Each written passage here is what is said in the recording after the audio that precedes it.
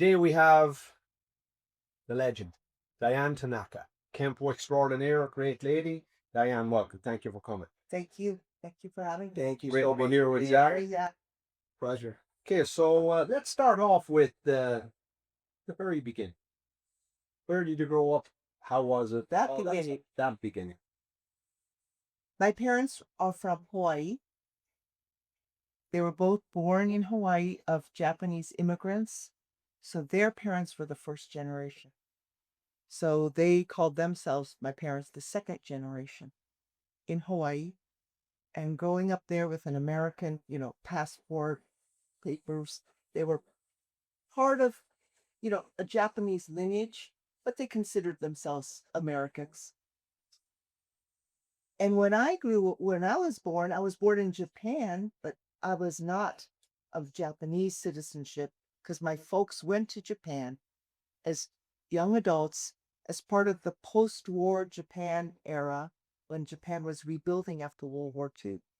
So the US Army and the US military, for example, had a huge presence in Japan in part of the rebuilding and really formation of the new government in Japan. So people like my mom were there as admins. There was a sign, she said, on a telephone pole that said, wanted young ladies, single ladies, to go to Japan who speak some Japanese to help Allied forces. Oh, what it was they needed secretaries and admins who could speak Japanese well enough, but speak English. So she was, after graduating Lelehua High School in Honolulu on Oahu Island, bunch of girlfriends, they all went to Japan.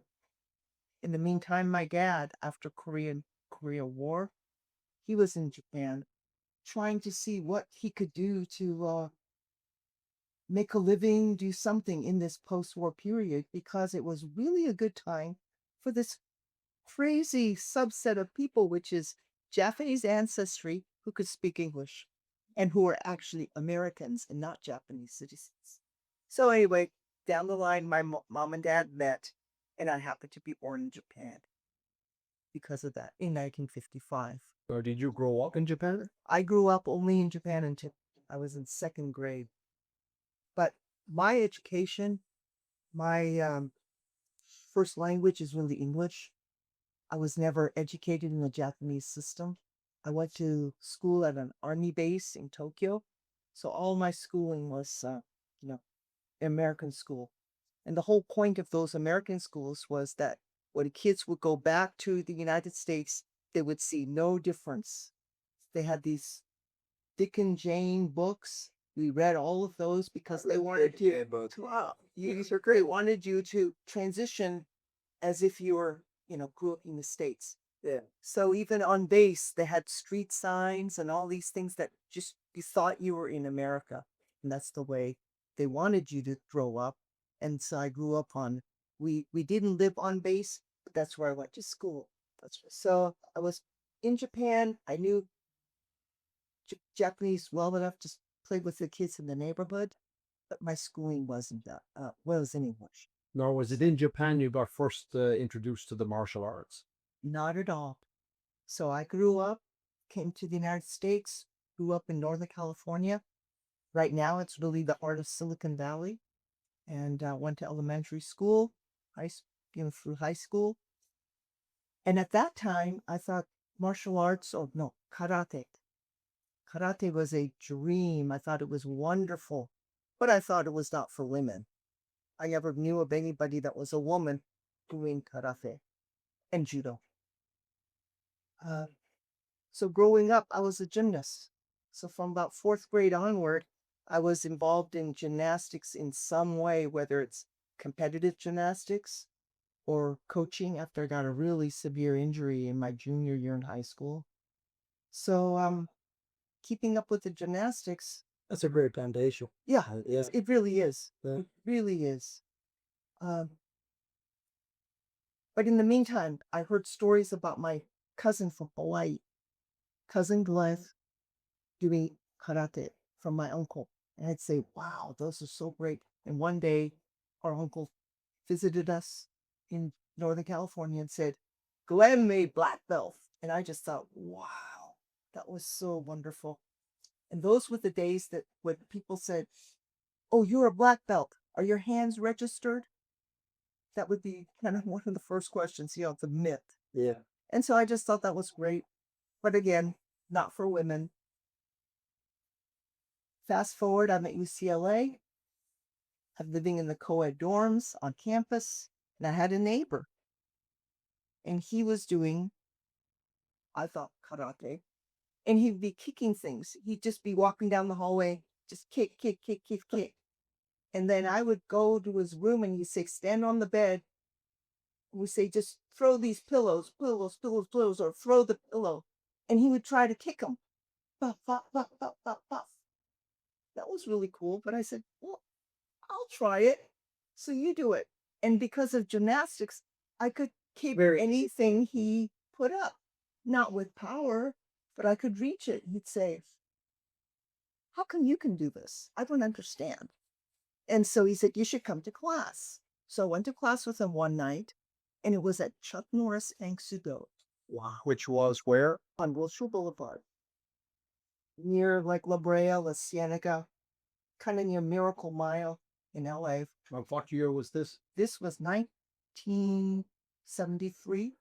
And who was the roommate? What was his name? You remember? I'm going to keep that one off the books. Okay. It wasn't roommate, next door neighbor. Okay. That's right. Yeah, I'm sorry. Yeah, yes. Because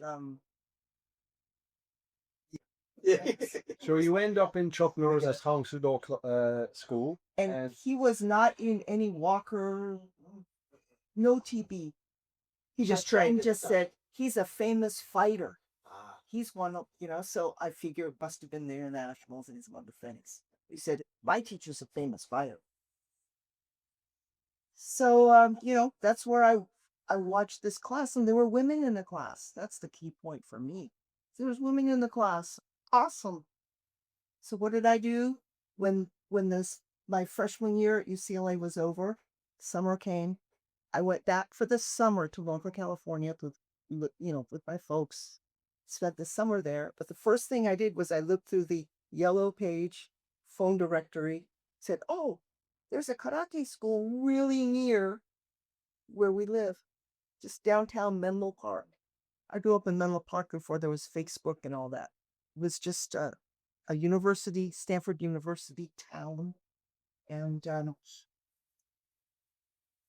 there was a school. Okay, I'm going to go there. So I signed up, not knowing that there was any difference in any art. I didn't know that really the difference between judo and karate. And we were told to say karate, don't say karate. Because you Japanese so say karate, so we would say karate. But that summer, I earned my yellow belt. Now this was what system of karate? Ed Parker, his name was Ed Parker System. The gentleman that owned the school was named Harvey Clary, and he's a first generation black belt under Ed Parker. He was one of those under the Tracy system who were then converting to the Ed Parker system. So he's on that 1982 family tree.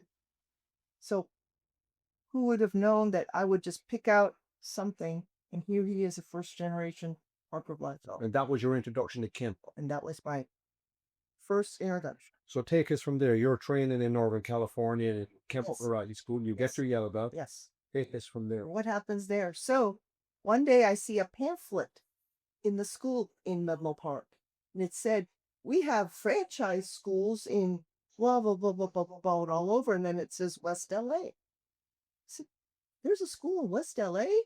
I mean, I could learn delayed sword and all these yellow belt techniques that I just learned. I could do that in West LA because I going back in the fall to West LA to UCLA. So they said, yeah. So I don't have a car. I took a bus. Now, at this point, are you familiar with who Ed Parker is? No, I'm not at all. So, but there was those red binders there. And I got the red binder from Harvey Clary. And I just had the yellow belt section, but he sold me. They had all these the red curriculum binder.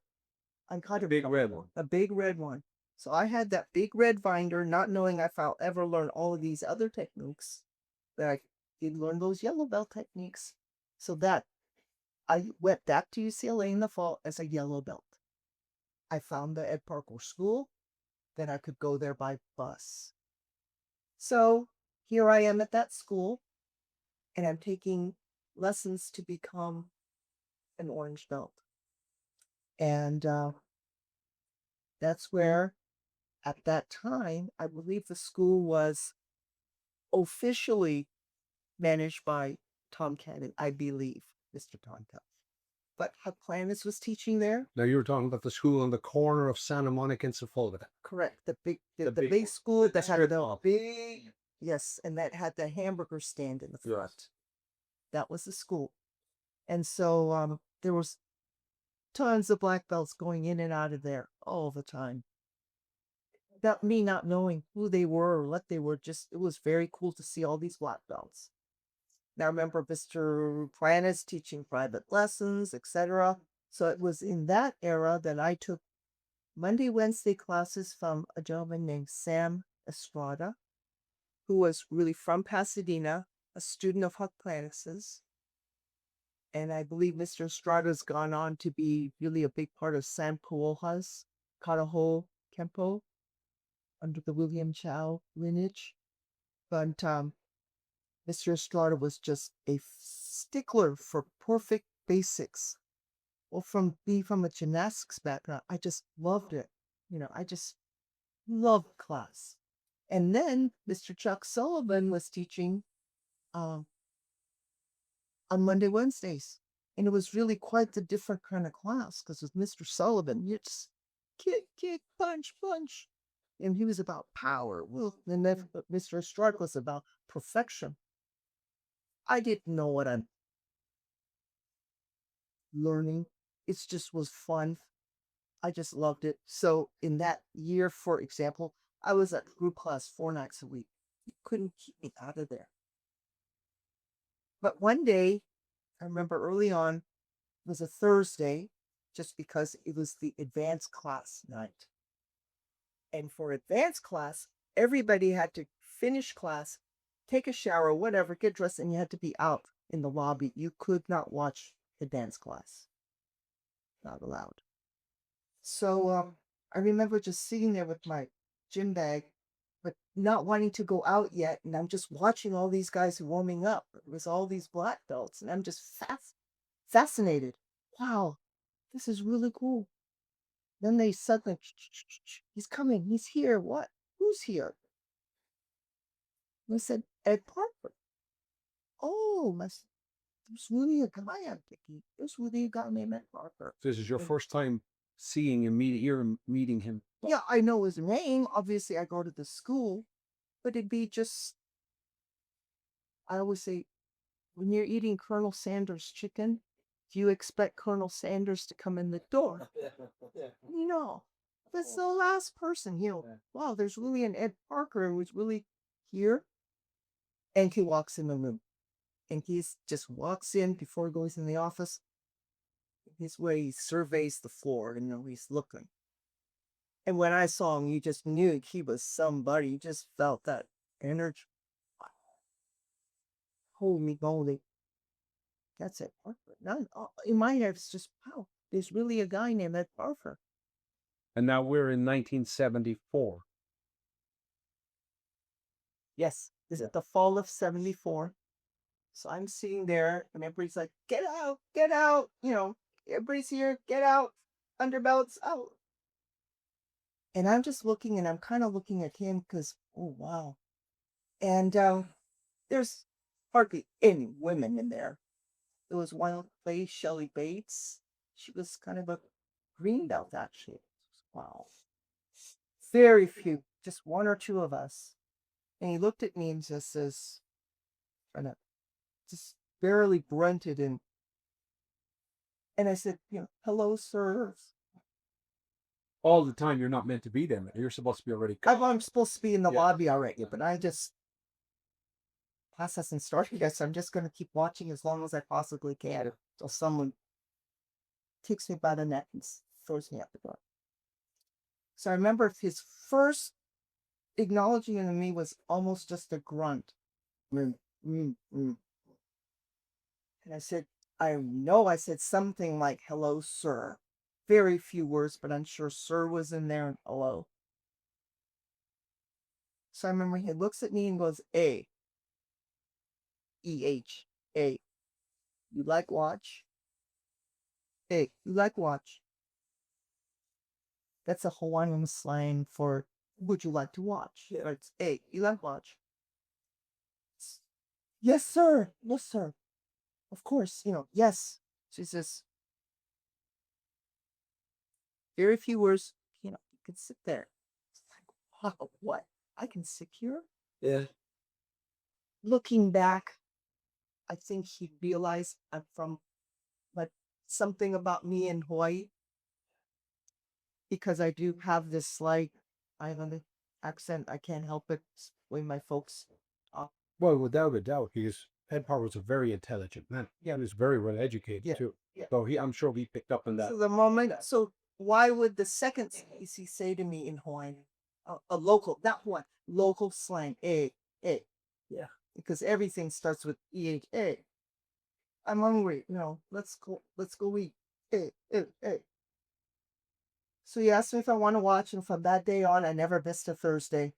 I was there watching class. So you were the only one permitted to watch that class? Yes. And nobody, I guess, No other students. Like, what are you doing? Did any other black belt say, why are you here? No, nobody. I just sat there. So on the bench was me at the end. I'd always sit at the end, and I'm a student. I just finished lessons. There's no showers for the women, so just sort of a mess. And then the women would come in, all the wags, right? Wife and girlfriends of these guys. And this is the Elvis era. So everybody had big hair, jewelry, makeup, high heels. I love it. The whole bit. Anybody that was anybody, by Mr. Conejo's wife at the time, she was there. You name it. And I think they were all eating with each other for the best outfit that night, because they were all just unbelievably dressed. So take us through it. You're sitting watching this advanced class. Yes. Which back at that time was very prestigious. And this is 1973. Right? 74. So like a lot of arts at that point in time, you did, like you were It's not very permitted to private, right. watch the advanced. I mean, even in the 80s, for me, I wasn't able to go to black belt class. I wasn't able to go to the adult class. Right, yeah. And that was the same in Ireland. You had to get to a certain point and then you were permitted or not. Yes. In that class, to the best of your recollection, because of course from that time era became a lot of prominent Kenpo instructors, even some of them still around to this day. Yes. Who do you recall being there in the class?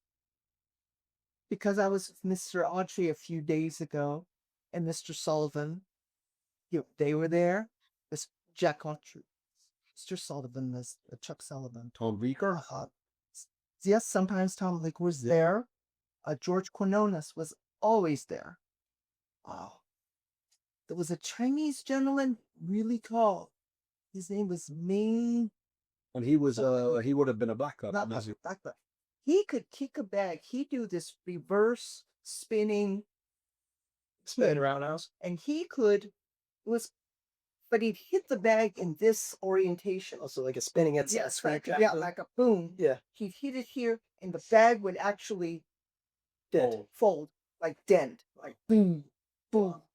I used to watch that, like, whoa. He'd dent that bag, and that thing would go like this. He might be the tallest Chinese guy I'd ever seen in my life, kind of a thing, So it was all the guys, especially that had a patch right here on their leg that said "Over the Hill Gang." So I'm sure if you asked any of these real senior guys, who was in the Over the Hill Gang? So Albert Cornejo would have been there? Yes. Yeah. Yes. So at that time, I didn't know these names. They're just black belts. And I always joke with Mr. Autry. He never had his sleeves rolled down. They were always the gun show biceps, you know. And you'd see people like that, and for me, what was so important now looking back is to be able to watch them.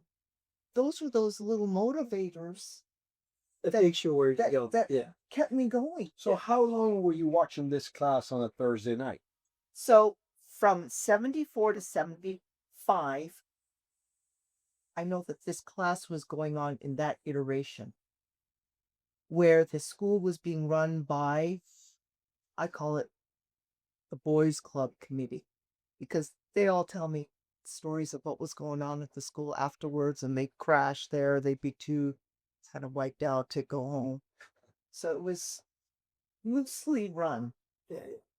Couldn't run it like that these Yeah, days. yeah. It was just This is the golden era.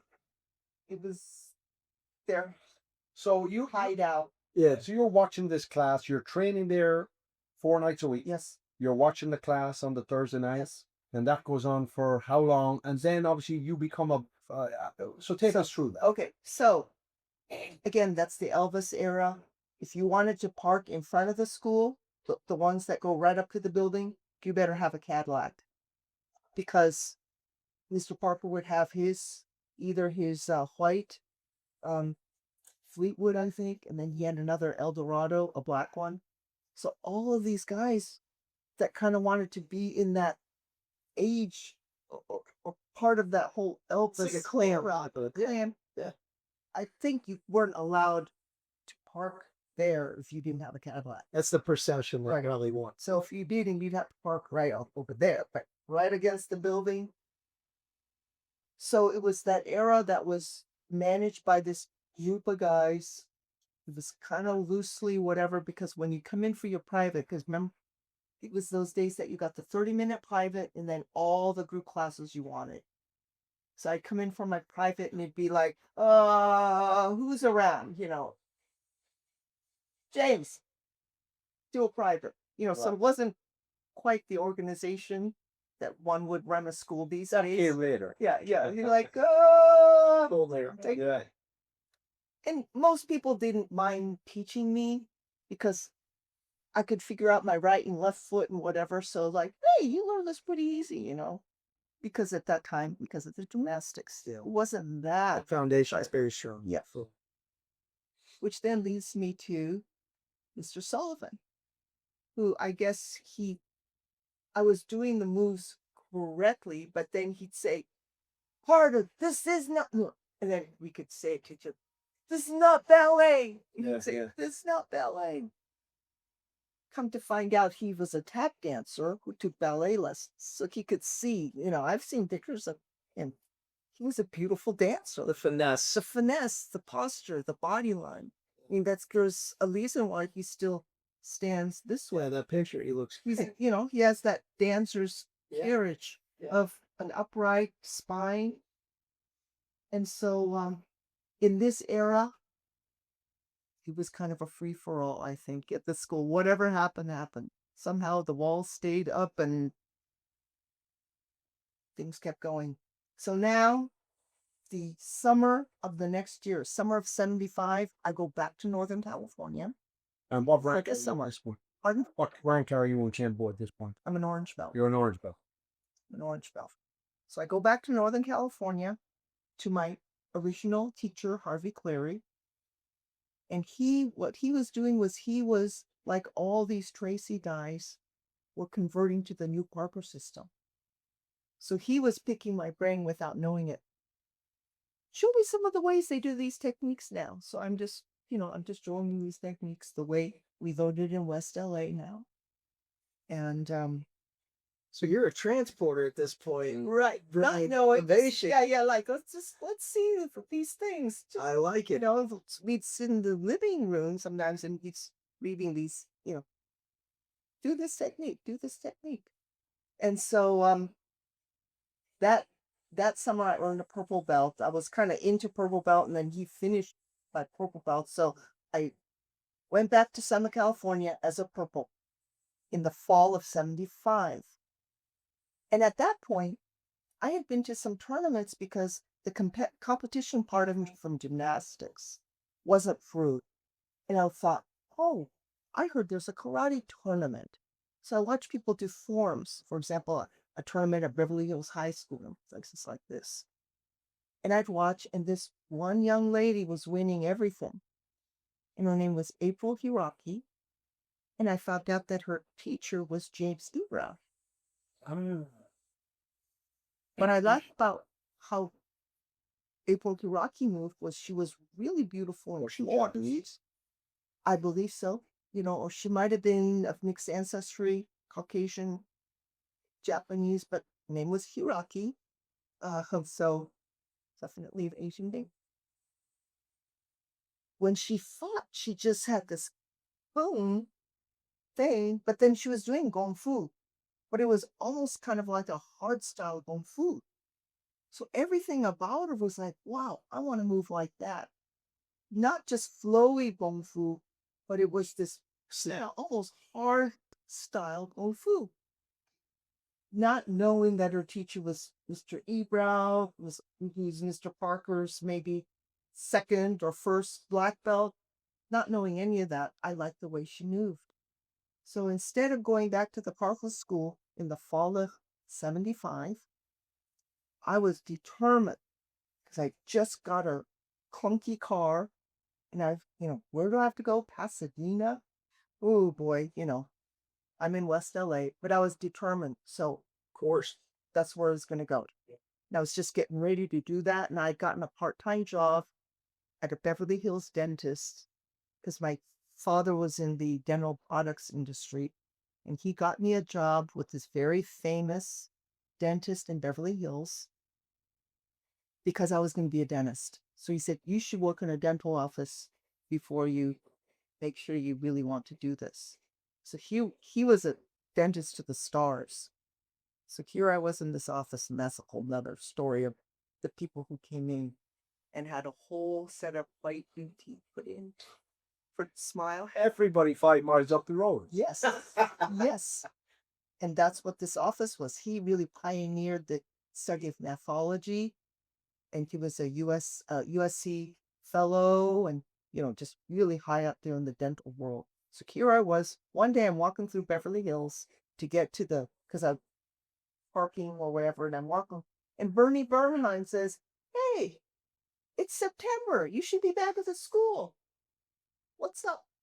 I said, Bernie, I'm going to go a different way. I'm going to go seek out James Ebrat, Pasadena. What year are we in now? 75. This is the summer of the fall of 75. 75. Okay. So 1 year after. So instead of going back the next fall, my plan is to switch gears and go see this man named James Ebrat. And I'm Asian enough to know that you just don't go, hi, I want to join us. You go there, you sit quietly, and hopefully they'll get humanity. So knowing that from other things, my plan wasn't just to go, hey, because Ebrow, he looked kind of Asian to me. And so as someone showed me his picture, so I was going to just go there and be very quiet and ask if I could have lessons. But you didn't know that James Ebra was also a Kenpo guy. No. Okay. Which is why April Hiraki, I think, moved the way she did, which she won all the tournaments with her circular, beautiful forms, yet there was this edginess to her Kung Fu that spoke to me. Not knowing why, but, now I know why. So I'm not going back to the West LA school. Well, Bernie Bernheim says, you have got to go back because we have this new instructor now. He said, Ed Parker sort of cleaned up, but he wanted that school run right. So we have a new manager named Larry Tatum. He's really good, and you should go and check it out. He says the classes are small, but it's all right. So I thought, okay, one night, so I checked it out. And that's when I think Larry Tatum had about 8 students because the school was really rebuilding. He was a second-degree black belt from Pasadena that Mr. Parker put there to regenerate school more is like him, not so casual, really run it like a school. Like a business. Yes. So I said, hello, sir, something like that, you know. I'm here because Bernie Bernheim said you're the new instructor. And, but I'm going to go to Mr. Ebrow's school if he'd have me. That's my plan. I haven't been there yet because I want to do forms in competition because I have this thing. I still want to finish my competitive years and because of my gymnastics injury. Couldn't compete anymore, but it was still sort of in my blood. And I said, Spirit. and I said, I don't see anybody with the Kenpo press winning anything. I see some of them, but they never win anything. But at this point, you're unaware of the internationals. Totally unaware. Okay. At that moment, yeah. Or I've heard of them, but I'm just going to local, you know, Beverly Hills High School. I don't know how I found that. Probably magazines and all. So, Mr. Cato says, oh, well, you should go to James E. Bell, but you should also study here so that everything you've done already doesn't go to waste. Good point. Yeah. Very Just, you know, go to there, go to here. And then what he did say is, if you work with me, I guarantee you that we'll make Kenpo forms be able to win tournaments. I'm thinking, well, how would you know this? But that's what he said. He says, if you work with me, we'll make Kenpo forms work. So I started taking group classes, and that's where I started with Mr. Tatum. And under his guidance, I made first black, Mr. Tatum. And actually, up to that picture, there's a test in 1986 where Mr. Tatum made 7th degree black belt. And now that same test, I made 4th. So what year did you first get your first degree? 1978. Okay. That's first black. So there was 3 of us in 78, and we were Mr. Tatum's first 3. Myself, Bernie Bernheim, and Andy Bash. And you all graduated to first degree black with the same test. On that same day, the 3 of us. And that was 1978. Yes. I got a question. June, July of 78. So you 3 are Larry's first black belt. Yes, sir. Take me through the emotion of when you first got your black belt. I'm very intrigued by this because I know how I felt, you know, at a younger age when I first got my black belt. I mean, I slept with it for like the first 6 months, you know. Yeah. I love hearing stories, and I ask a lot of black belts that same question because I it's just, unless you've ever trained in something like this and you achieve that level, because people don't understand how sought after that is. When you first start, it's everything to you. It's really an unreachable goal. Yes. Well, also, that's 100% correct. But a lot of people that get black belts today, and I'm not referring Totally to specific martial art, yeah, across the board in a lot of cases, is less than 50% the effort of what it was. Yes. That time. Maybe even left way less than 50. You know, I mean, realistically, you live in an age where a dojo has to have insurance. Mhm. Well, there's certain things you can't do because you want Right. insurance. Right. And if you do them and something happens, Yeah. insurance doesn't cover. There is a Lawsuit. legitimate business aspect to it. So there's things that could be done in 78, you know, in the 70s and the 60s that absolutely can't be done in a commercial setting. For You know, sure. it's just can't be For done. sure. So take us back to that emotion. Yeah. How did you So well, let's just back up a little bit before that. That leads into that, because you're an orange belt. Larry Cato tells you, stay with me. I guarantee I'll make you. So I made know, him that purple belt, but yeah, Like the purple belt in 80, onward. 80, you said 85, or I mean, not 75, you meant. So yes, the fall of 75. So within 3 years, he got you. Fall of 75. So what happened? Do you go to James Eberau and Larry sign the Was ticket? it 75? No. And then the lead is it. So Yeah. yeah, it was I believe it was the fall of 75. But anyway, to make a long story short, No. Keep the long story okay. long. Yeah. So you're with Larry. You say you're going to train with James. He said train there. So do you actually go train with James Eberau? no, I didn't. You didn't even go. I never even went. Now, if I had gone even once, and Mr. Tatum would have said, "Hey, do both," I probably wouldn't have not gone to Mr. E. Brown, because if I go once, I'm not going to then disappear and not come anymore. So as far as a Kenpo career, I guess it was good that I never did seek out Mr. E. Brown. But later, when I was able to call him, a mentor, where I could call him up, sir, I'm in LA, let's have lunch. Talking. Oh, once he shows me license, says, my license, look at my middle name. I didn't know he's half Japanese. He's half Filipino, half Japanese. I bet you didn't know that, did you? I said, no, sir, no.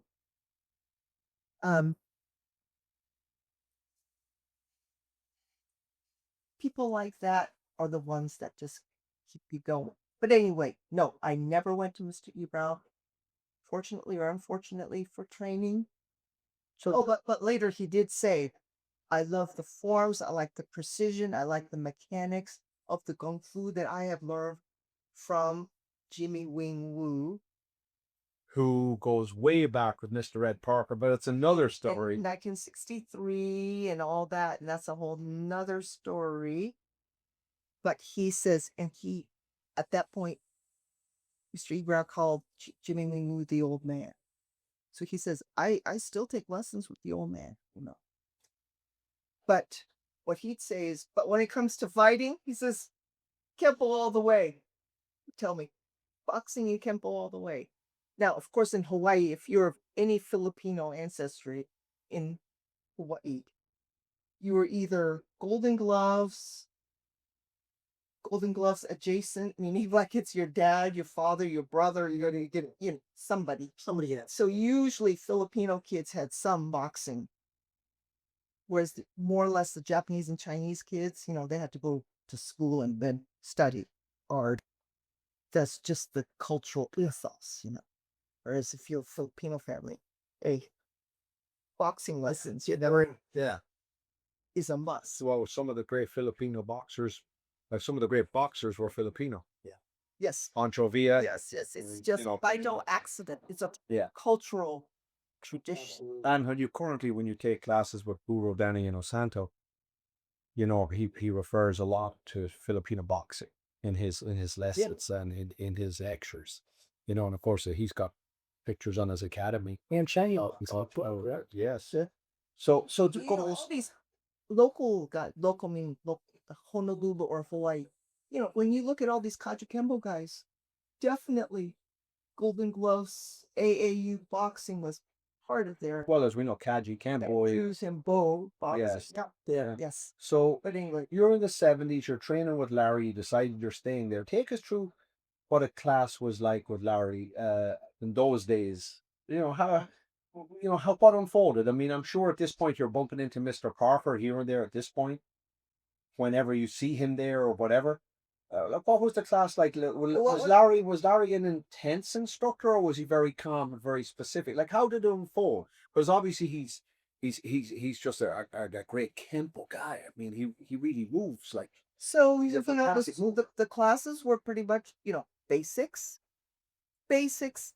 techniques, and some sparks. Was he intense, or was he very relaxed? Was he like, one more, let me see it again? The hand should be here. It wasn't the boot camp atmosphere like Mr. Cornejo. So Mr. Cornejo still taught some classes. Well, he was a fighter all. And and so with him, it's someone throws a scotch in your face, you can't see a damn thing. What do? You're still gotta no. So we put on blindfolds sometimes, and you grab a hand. Now there's a elbow, the shoulder, and the face. Even if you can't see, and so we'd have to do this thing with the blindfolds on. And Now, what did you prefer? Did you like both atmospheres? I like both. Yeah. Now, Mr. Tatum, of course, when it came to the techniques and technique lines, we battered each other. He had pretty hard contact with his ukis, and it just passed it on. So I think that West LA school, we just really hit each other hard. So you're on third round or first round, however you want to look at it, and your next rank is black. Yes. When Mr. Tatum ran the class, Yes. and obviously he obviously knows, in was it structured as in KSO Diane Tanaka is now her next rank is black, so it's going to be in 6 months or a year. So then there'd be, and then whoever else also, then there'd be a specific drive to drive you to be the best you could be for that test date, or was it the standard was so high you were just training all the time? Yeah, the standard was not just, hey, sort of like, you two guys are testing in 3 months, so we'll kind of focus on things you guys need to work, so the whole class will obviously get something great out of that. So let's do it. No, it was just there was just a high level and other black belts that were already black belts in there working out. So, just the technique lines were always pretty brutal. So was it missing, or is it Mr. Parker? Like how was the format there? Was Mr. Tatum, obviously Mr. Parker would check in, because I believe every Thursday night he came here Yes. for the technique lab, but then he Yes. would check in with Mr. Tatum and say, obviously say who's progressing, who's blah blah blah, the usual. But then who determined when you were going to go for black? Was it Larry or was it Mr. Parker? I'm sure I would be sure that they must have chatted about it a little bit at least. But at least for me and Andy Bash, because Mr. Tatum at that point had no black belts. So we were his most advanced students. So he was really pushing us to be 6 months between the browns, and every 3 months you get a colored belt. So he would be. But it was based on specific. You had to get the training, curriculum. specific curriculum. Was there a certain amount of hours that you had to have? It wasn't like you need 1,400 hours to make this. No, it was you needed to master that curriculum. So basically it was 3 months is the minimum time. Minimum between the colored belts. And then once you got brown, then it's 6 months. Which, by the way, is not a lot of time, even if you're training 4 or 5, because there's a lot of material. Tons of material. There's tons of material. Like there's a big red one is like a 2 inches solid Like timer. It's like there's a lot of material. Kenpo has a lot of material. And it's an academic. It is. Too. Yeah, we had the same thing. I'm from a Taekwondo background. We had the same thing. In regards to the tests, was there ever any time where people did not pass? Pretty much no. Which for me, I think it should be natural that there would be people that don't pass. Yeah. Or you didn't flunk, but today you're really good on these 3 aspects, but this one we need to really tighten this up a little bit. Yeah. Or correct me if I'm wrong. I wish there would be times that I was surprised that people pass. I had the same thing, and I think that's what really it made me believe in what my lineage was, because I was afraid not to pass. Okay. To whereas Yes. we had brother sister schools that everybody passed, and sometimes we were considered like the slow learners, but when we go to actually competitions, that's where you could see the difference, right? But I feel like when you truly are afraid that you're not going to pass, that's where the best comes out of you, because the majority, especially today, we've talked about this before, if you're testing, I mean, you in your mind you're already there. You've already got asked to test. It will have responsibility of the instructor to only put you up when you are over ready. That was my next statement / question to you was, I'm guessing, and you can correct me on this. I'm guessing when nothing's perfect, and of course you can have somebody. I relate, me personally and professionally, I relate a test to the day of the fight.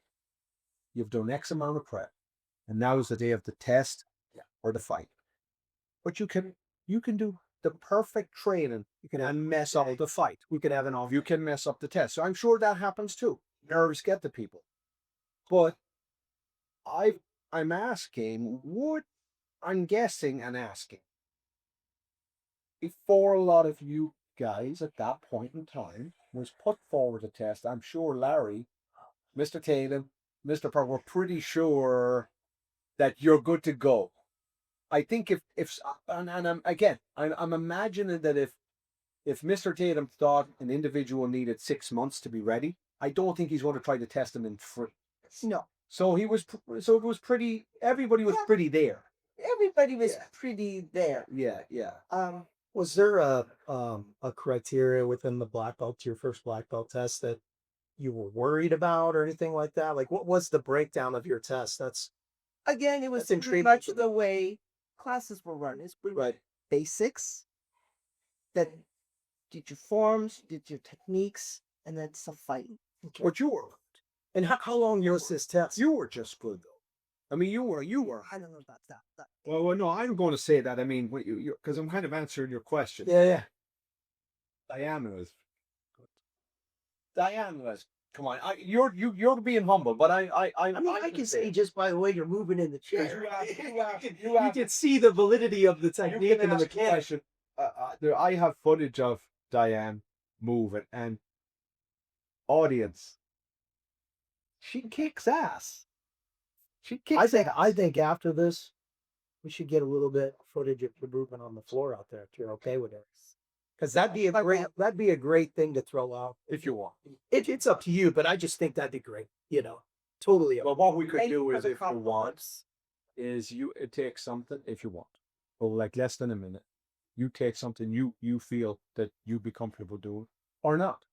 Don't worry about Okay, it. let's continue let's with the because interview. we've got Yeah. we've So- got so many stories. we're- Oh my God. So Yeah. you're at your black belt. It's Well, 1978. let's go back because you're asking, well, how do you know you're ready or this or that? So, I remember blue belt. I guess it was 3 months since my purple, and one day Larry says, "We're going to Pasadena." I have no idea. Bring your gi. So I'm expecting a class. We go to Pasadena school. There's nobody there. I'm sorry, cut. So Ralph, in regards to test, what was the curriculum? And then my biggest question that I'm really intrigued by is, the emotion of when you finally had what we're all striving for, which is that black belt, right? I'll just take you back to a blue belt situation. I was a purple belt, and one day Mr. Tatum says, "We're going to Pasadena." So I figured it's a class. We get to Pasadena, nobody's there. Thinking, well, why are we here? And then Mr. Parker shows up, and he drags a chair. I remember him dragging a chair to the middle of the floor, puts the chair down, sits in it, says, "This is a blue belt test." And I think, well, first, none of my guys are rookies that we all, what's this about? And really, and what? And now, and of course, holy moly. It's a test related. It's That's right. What am I going to do? So I mean, I don't know how I got through it, but I did. And so that was my first test in front of him, all by my lonesome self. And that's where I earned my blue belt. Seriously. So after that, the tests were never as scary as that, with just him in the room. And Mr. Tatum didn't sit with him. He was like off to the side or something. And so after that, truly, the other tests, of course, were intimidating and scary, but nothing like that. That was just That was memorable. that was my most memorable, because I just thought any moment I'll just kind of like curl up and die, or I didn't know what. You're on the spot, Right. And I didn't know if he was going to then stand up and punch me. I didn't know anything. I barely know, I'm just watching him from afar. And suddenly, I'm supposed to do this blue belt test. And so, again, I didn't know if he got angry at people or, Right. I didn't know anything. So here I am. So after that, the tests were never quite as intimidating, where I didn't know what was going to happen, kind of a thing. I just knew that you have to show up with your best game, but I wasn't fearing the unexpected explosion of something or anything. So that was my most intimidating test. And after that, not so bad, relatively speaking. We tested for black belt on what was Bernie Bernight's 63rd birthday, Which was what year? 1978. 1978. So it was just very wonderful that this gentleman, and to us, 63 was so old, and he was going to test on that day. So we that was a Saturday. And we said, perfect. We're going to test on Bernie's 63rd birthday. So it was quite a long test. And it was Mr. Parker, Mr. Tatum, and not many more people. Just, And it was three of you.